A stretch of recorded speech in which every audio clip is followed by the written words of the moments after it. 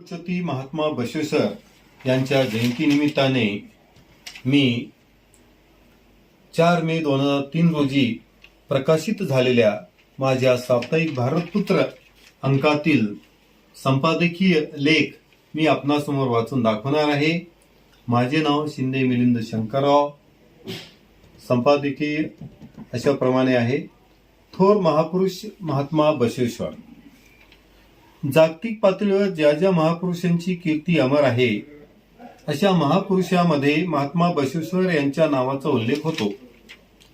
Mahatma Jyotiba Phule, Rajshri Shahu Maharaj, Bharat Ratna doctor Babasaheb Ambedkar आणि संत ज्ञानेश्वर, नामदेव इत्यादी महात्म्यांचा वारसा लाभलेल्या या महाराष्ट्रात मंगळवेढा येथे महात्मा बसवेश्वरांच्या कार्याचा प्रथम आरंभ झाला।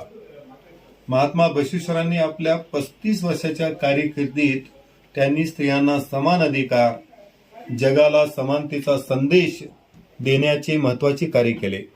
एवढेच नाही तर त्यांनी अंधश्रद्धा, स्त्री अत्याचार, बालविवाह, भेदाभेद याला विरोध करून जगात शांतता प्रस्थापित करण्याचा अखेरपर्यंत प्रयत्न केला।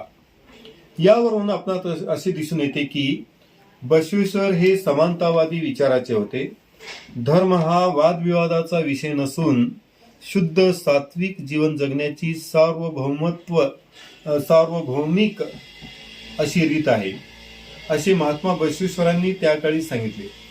सदाचार हा स्वर्ग आहे आणि अनाचार हा नरक आहे, असे विश्वविभूती महात्मा बसवेश्वरांनी आपल्या वचनामध्ये सांगितले। जोपर्यंत माणसाचा देह हे देवालय, पाय हे खांब, हृदय हे परमेश्वराचे सिंहासन आणि मस्तक कळस होत नाही, तोपर्यंत भावी म्हणजे संसारी जीव हा शरण, जीव हा अंग आणि माणूस धर्मात्मा होत नाही। सात्विक माणुसकी ही धर्मप्राण व्यक्तीची खरी ओळख आहे, असे जगज्योती बसवोक्तीप्रमाणे सांगण्यात आले आहे। जगज्योती महात्मा बसवेश्वर हे मानवतावादी, समतावादी विचाराचे प्रखर पुरस्कर्ते होते। धर्माच्या आणि जातीच्या नावावर चाललेली मक्तेदारी, दांभिकता, पुरोहितवादी, अंधश्रद्धा, पिळवणूक, अस्पृश्यता त्यांना मान्य नव्हती। या समाज विघातक गोष्टींना बसवेश्वरांनी धार्मिक सामाजिक चळवळ उभी करून प्रचंड विरोध केला। यावरून आपणास असे सांगता येते की बसवेश्वरांनी समाज विघातक गोष्टींना विरोध केला, म्हणून महात्मा बसवेश्वर हे एक व्यक्ती नसून ती समाजाची प्रेरणा व अस्मिता आहेत। महात्मा बसवेश्वरांनी लोकांना लिंगायत धर्माची दीक्षा देऊन वीरशैव बनविले, म्हणून बसवेश्वरांना वीरशैव धर्माचा त्राता असे म्हटले जाते।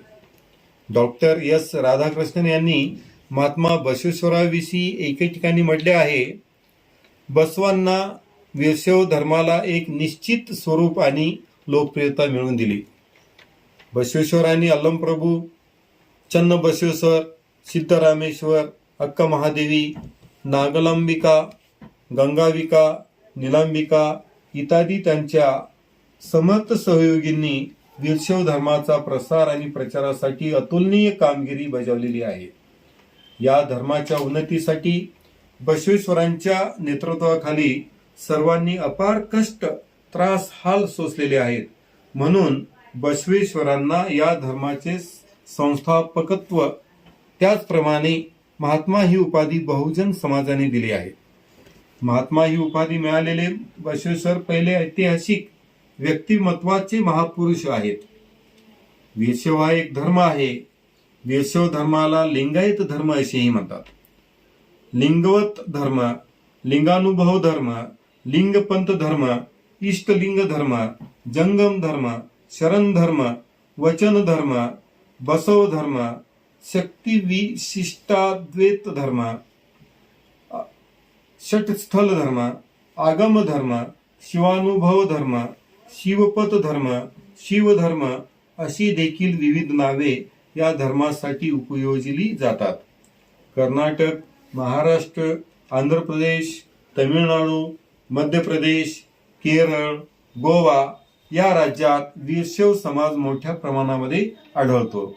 याखेरीज आसाम, तिबेट या देशामध्ये सुद्धा लिंगायत आहेत. वीरशैवाची सर्वाधिक लोकसंख्या कर्नाटकामध्ये आढळते, जे की कर्नाटकाला भारतातील वीरशैवाचे केंद्रस्थान असे म्हटले जाते. कर्नाटकच्या एकूण लोकसंख्येच्या 20% प्रमाणात वीरशैव धर्म विस्तारित असल्याचेही समजते. बसवेश्वर कर्नाटकात भारतात जन्मले ही मोठी चूक झाली.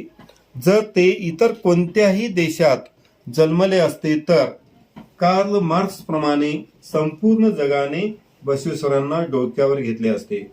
असे आंतरराष्ट्रीय कीर्ती संपन्न नेत्रविशारद डॉक्टर M.C. मोदी यांनी महात्मा बसवेश्वर यांच्या संदर्भामध्ये सांगितले आहे. एवढ्या मोठ्या धर्माचे प्रणेते म्हणून महात्मा बसवेश्वरांची ख्याती जगभरात असून वीरशैव समाज आज संघटित झाल्याचे आपणास दिसून येते. या संघटित वीरशैव धर्मातील महात्मा बसवेश्वरांचे वचन प्रत्येक व्यक्तीला प्रेरणा देऊन जाणारे आहेत, जगाला समानतेचा संदेश देणारे आहेत. म्हणून आज आपण सर्वांनी त्यांच्या या जयंतीनिमित्ताने विनम्र अभिवादन करून त्यांचा स्वीकार केल्यास जीवनाचे सार्थक झाल्यासारखे होईल, असा हा माझा लेख मी आपणासमोर ठेवत आहे. सर्वांनी ऐकाल आणि आपली प्रतिक्रिया कळवाल हीच अपेक्षा.